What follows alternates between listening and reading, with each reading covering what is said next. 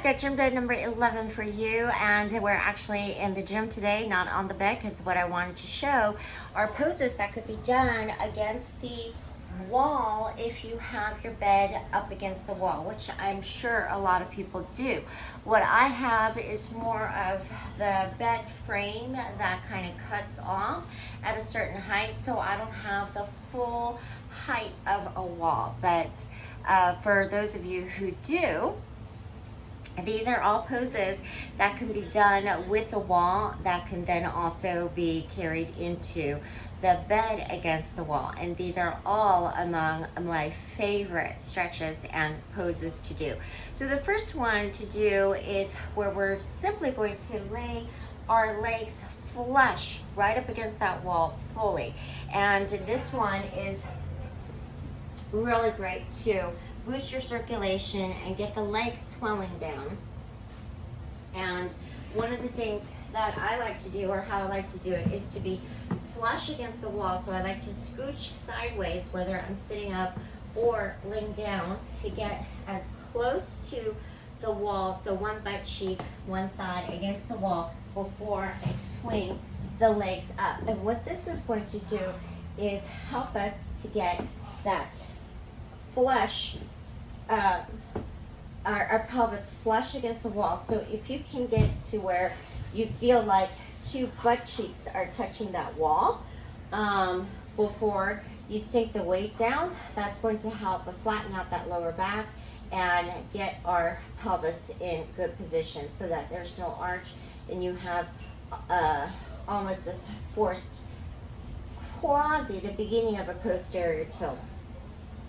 Anyway, as long as you feel flush and you keep pressing into the wall, that's fine.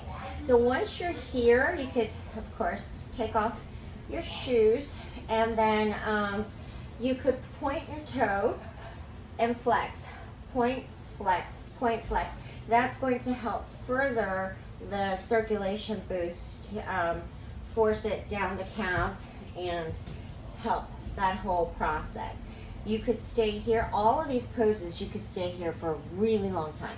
So you could go ahead and set yourself up, with pillows underneath your elbows so that you could read, or you could just look up at the ceiling, which is one of my favorite things to do, or look up at the sky if possible.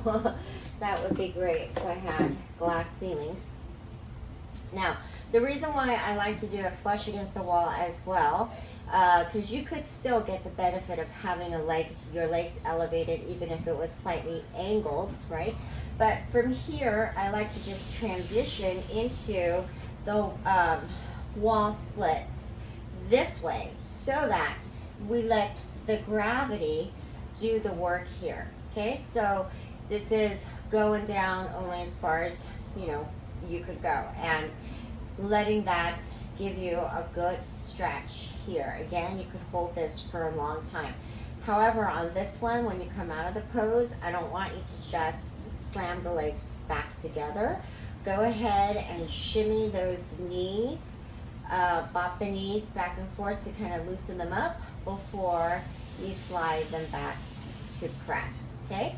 So that was two poses. The third one, I like to have my feet against the wall, and this one, you're gonna have to get further away from the wall, your bum away from the wall, so that we could do the figure four. So the figure four here, the way you would intensify it or lessen the stretch is to slide your wall foot up to make it easier, down to make the stretch more intense.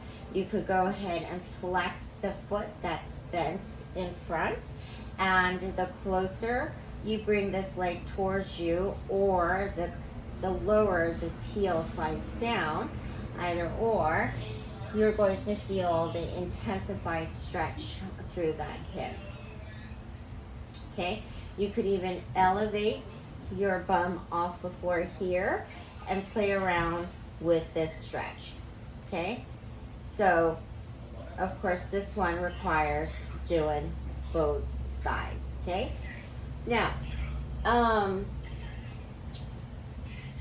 this one and the next one I'm going to show you is where we're going to be locking our ourselves into place, right? So it's a forced static stretch. It's not neuromuscular training because we're basically locked into position, but this is really my favorite way to stretch and hold a pose.